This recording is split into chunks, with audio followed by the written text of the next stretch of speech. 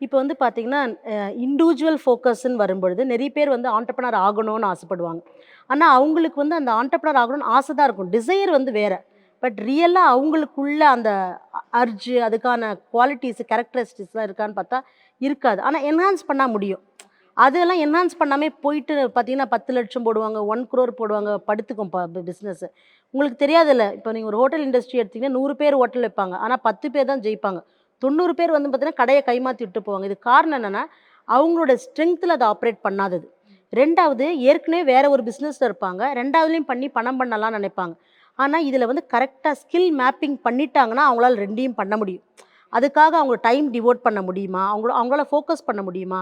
Give up பண்ற பர்சனாலிட்டியா? அப்படின்லாம் நம்ம பார்க்கணும். இதுக்கு வந்து நாம வந்து டெரான்னு ஒரு டூல் வச்சிருக்கோம். திறன், எம்ப்ளாயபிலிட்டி, ரிஸ்க் அசஸ்மென்ட்ன்னு சொல்லிட்டு. இது வந்து பார்த்தீங்கன்னா, ஃபுல்லா வந்து சைக்கோமெட்ரிக் ஸ்கேல் தான். அது பண்ணும்பொழுதே அவங்களுக்கு சொல்லிடணும். நீங்க தாராளமா பிசினஸ் பண்ணலாம். பிசினஸ் பக்கமே வராதீங்க. பணத்தையாச்சும் மிச்சம் பண்ணி ஆனா உங்களோட ஸ்கில் வந்து ஒரு பெரிய நல்ல எம்ப்ளாயியா இருக்க முடியும்.